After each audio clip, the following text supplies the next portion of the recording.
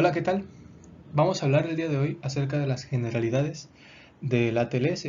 Son cuestiones muy básicas que muy posiblemente nos lleguen a preguntar cuando vayamos a alguna guardia, sobre todo de urgencias. Cosas básicas que vamos a ver y que no está de más repasar, como triage, revisión primaria, revisión secundaria, entre otras cosas. Comencemos. Bien, en México los accidentes de tránsito son la primera...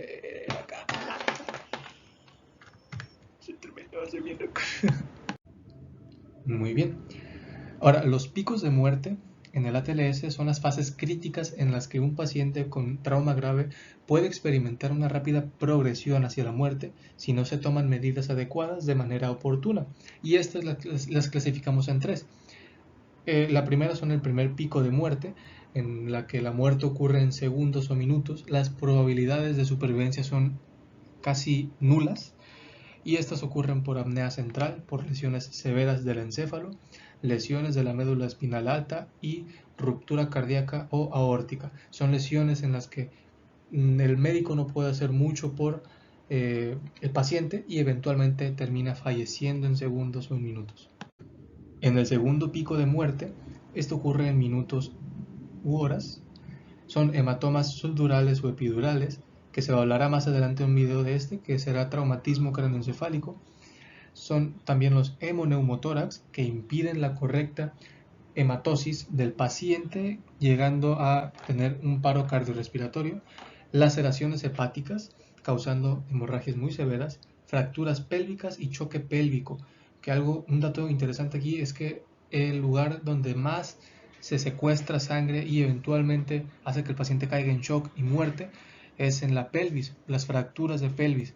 Estas fracturas suelen ser las más sanguinolentas o las que más sangran y eventualmente las que más causan muerte en los pacientes con trauma. Y en el tercer pico de muerte, esto ocurre ya en días o semanas. Usualmente los pacientes aquí ya están internados o ya están en cuidados intensivos, pero eventualmente debido a sus enfermedades crónicas o a ciertos factores, pues llegan a fallecer por complicaciones. Por ejemplo, la sepsis, un choque séptico, o la falla orgánica múltiple. Con respecto a las fases prehospitalarias y hospitalarias, vamos a hablar de cada una de ellas. Supongamos que ocurrió un accidente en la vía pública, en donde hubo un accidente automovilístico y el paciente está en el asfalto, esperando la atención médica. Entonces se activa el 911, llega la ambulancia y se tienen que cumplir estas fases.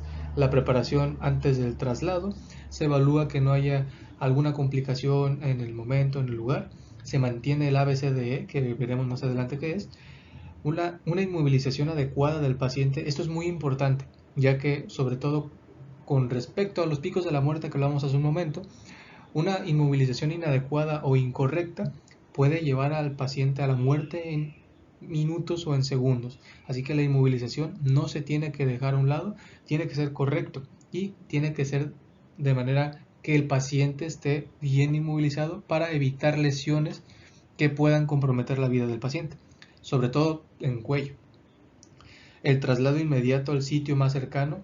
Usualmente algunos pacientes tienden a referir que ellos tienen algún hospital o tienen algún hospital en específico donde ya reciben atención médica.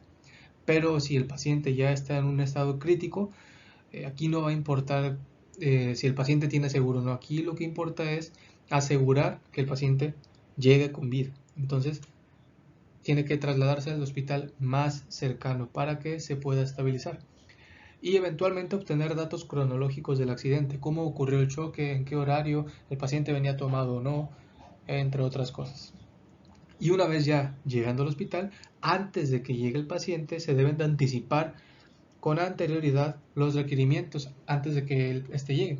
Se deben de preparar soluciones intravenosas tibias. Se recomiendan tibias por ciertos factores.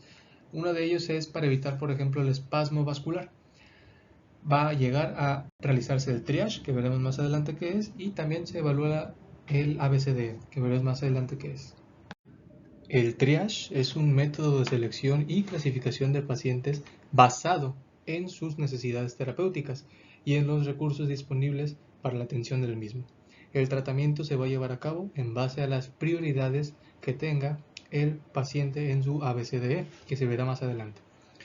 Ahora vamos a ver algunos conceptos básicos acerca del triage. Cuando nos pregunten, por ejemplo, ¿en qué se caracteriza un incidente con múltiples víctimas? Pues responderemos que son sucesos que no exceden la capacidad del hospital. O sea, son accidentes en donde sí hay varios pacientes, pero son números aún controlables. Supongamos 4 pacientes o de 4 a 6 pacientes. Pero en el hospital hay suficientes camas, hay 20 camas, por ejemplo, hay suficiente personal. Por lo tanto, se considera como un incidente con múltiples víctimas. En cambio, si hablamos de, o si nos preguntan, ¿qué es un evento masivo de víctimas? Pues aquí ya hablamos de muchas víctimas, muchos pacientes. Pongo de ejemplo un accidente de tráfico, pero es muy severo, donde por ejemplo venían 2 autobuses y todos resultaron lesionados. El avión exagera un poco, ¿verdad? Un terremoto o eventos catastróficos, por ejemplo una explosión de un edificio, de una refinería, entre otros. Aquí ya se exceden las capacidades de las instalaciones y del personal mismo. Por lo tanto, no hay capacidad y se requiere de apoyo tanto de personal como de todos los hospitales en ese lugar. Y aquí está la clasificación del triage.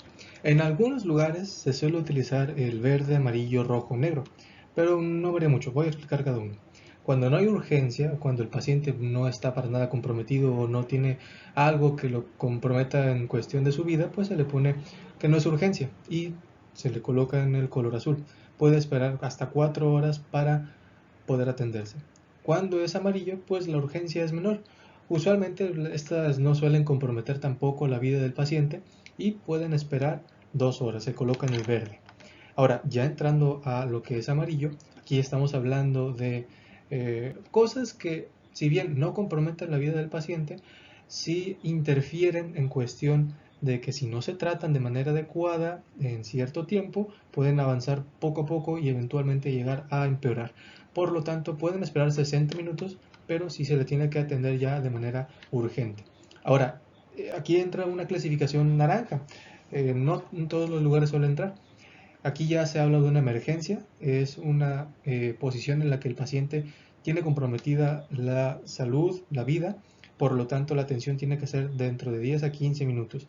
Y en rojo, pues estamos hablando de un paciente que ya su vida está muy comprometida y su atención tiene que ser de manera urgente, de forma inmediata. O sea, entra y que esperen los demás, pero él tiene que ser atendido. Ahora, entra otro también que es el color negro, que ya es el paciente sin signos vitales o con heridas o lesiones que son incompatibles con la vida, en donde ya no tiene razón de revivir al paciente debido a que ya presenta, pues podría ser parálisis o entre otras lesiones que ya sean de tal forma incompatibles con la vida. Bien, ahora vamos a hablar de la revisión primaria del trauma, el ABCDE. Con el ABC tiene que durar aproximadamente 10 segundos en un paciente traumatizado y puede llevarse a cabo mediante la identificación de uno mismo. Vamos a llegar con el paciente o va a llegar el paciente y le vamos a preguntar por su nombre y preguntándonos qué pasó.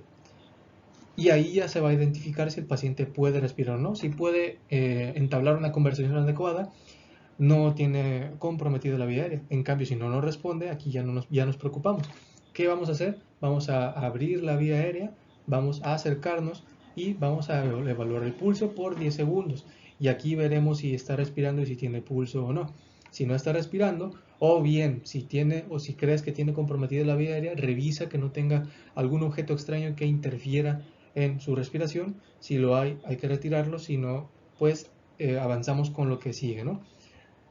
Luego, eso se checa en el B. Luego la C, la circulación, se checa el pulso. Si hay alguna hemorragia activa, si la hay que detenerla.